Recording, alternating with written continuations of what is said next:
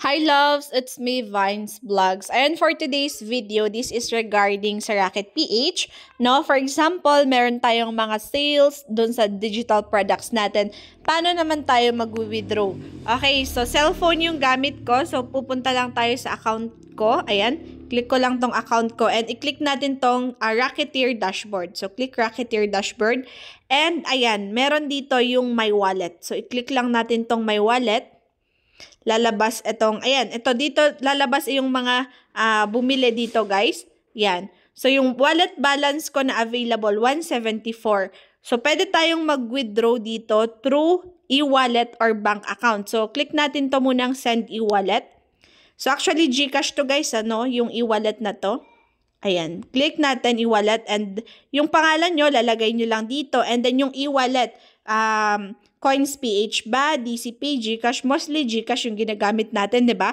Mobile link to your e-wallet. Siyempre, number ng GCash mo lalagay mo dyan.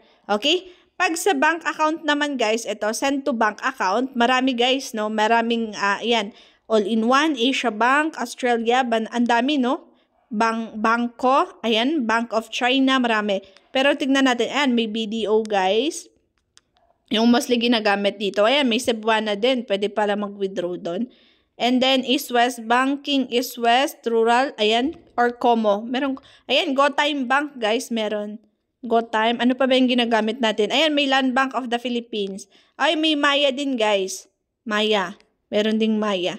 Tignan pa natin yung ibang PNB, may PNB din, okay? So, I'm sure meron kayo yung mga ganito, guys.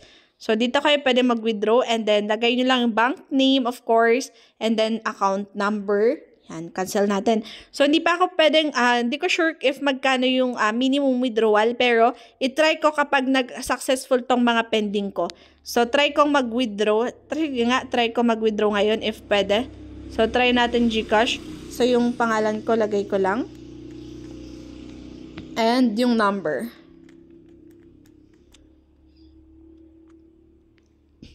Pwede pala guys. Pwede siyang ma-withdraw. Tignan nyo. Yan.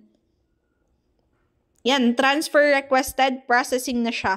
So, sabi dito, your transfer request has been submitted. Please allow up to 3 business days for your funds to appear in your account. Okay, so yung marereceive ko is merong transaction fee guys eh. Ayan, 163 ata yung marereceive ko. Nag-11 pesos na yung wallet ko. So, tignan natin, no? Antayin ko siya dumating. Dapat meron tong withdrawal. But anyway, update ko kayo if dumating siya. Tignan nga natin.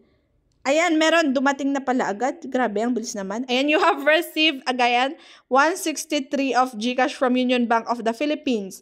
So, yan. 163, guys, yung nakuha natin. So, na-receive natin. Bakit ang bilis, no? Live withdrawal pala to. So, yan.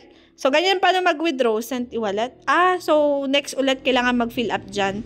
So, hindi siya nakaset pala. Pero, dapat may withdrawal dito. Balik ko nga siya. Rocketeer dashboard. And then, sa my wallet. Tingnan natin.